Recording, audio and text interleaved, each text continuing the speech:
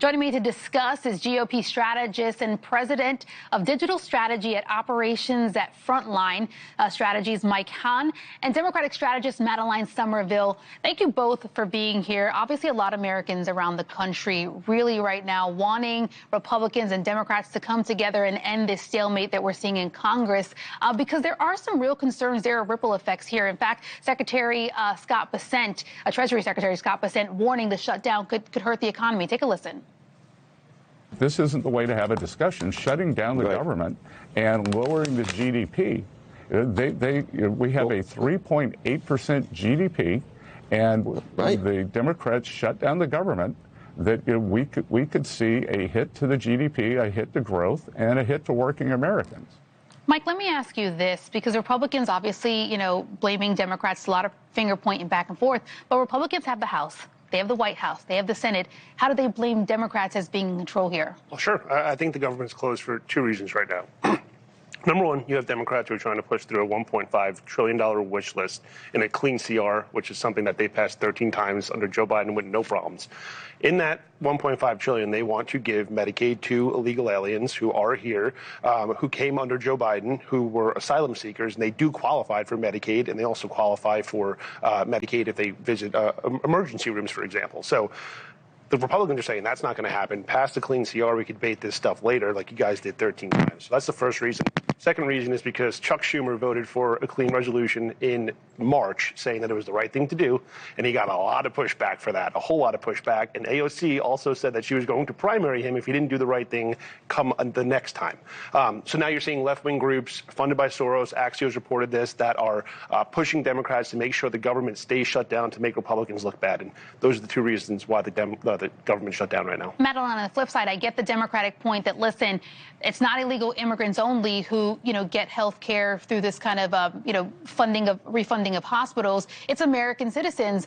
But is it fair to say, listen, pass the clean resolution here and then debate that with Republicans later on?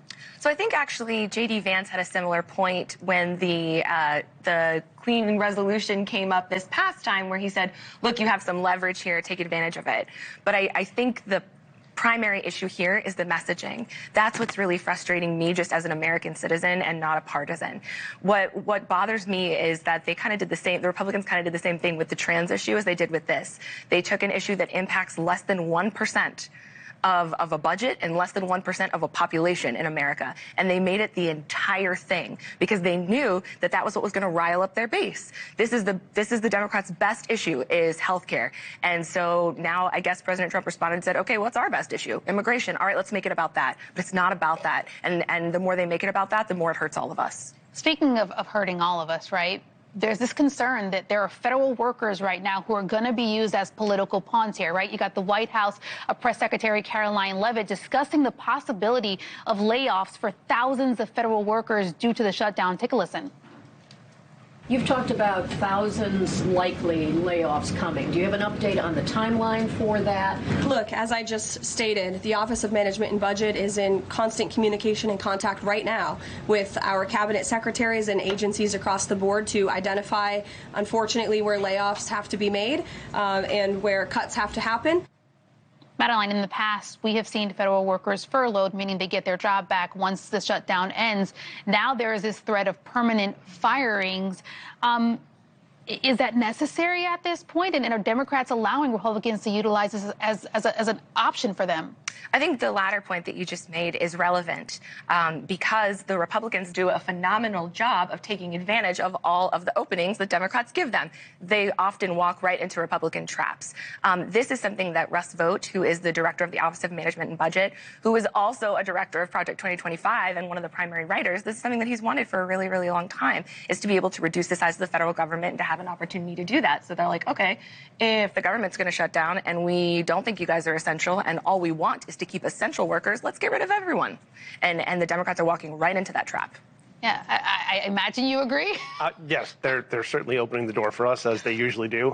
I would argue that if you're a non-essential government worker, you probably shouldn't have a government job anyway. You should all be essential. But, I mean, look, this could stop right now if Democrats just pass the clean CR that we want to pass. If not, unfortunate things have to happen, and we have to make some budgetary decisions, and letting go of some folks or furloughing them for the time being is certainly on the table. I think the Democrats should admit that it's a clean CR. That's true, so that they get some credibility in saying what I'm saying about the. And that's why you're a messaging. strategist here. I don't know why they haven't taken your advice. Thank you. Is there any concern, though, Mike, in terms of national security and basic services here? Obviously, the Trump administration hasn't hid the fact that it wants to kind of be a little bit more efficient. That's the whole DOJ, setup has been. But there are some concerns of national security and other services not being available. Yeah, it's certainly a scary thing, but right now, as we're speaking, there's Border Patrol agents that are along the southern border who are just not getting paid. They're still doing their job. There's folks in the FAA who are still air traffic controllers that are still making planes fly on time, and because of them, because of Democrats, they're not getting a paycheck right now. And that's the messaging that I think we're going to see throughout the next week. And I think when President Trump isn't focusing on the Middle East right now, and he starts to message over the next week, the Democrats are going to have some egg on their face. All right, I'm out of time. Just want to get your idea. How long do you think before we get an actual agreement? Madeline? I don't think it's going to go past next week. I think Chuck Schumer is going to lose nerve, and I think he's going to drop it. A Mike? week will give the president some time to focus his guns on this issue, and I think they'll be crawling back by the end of next week. A lot.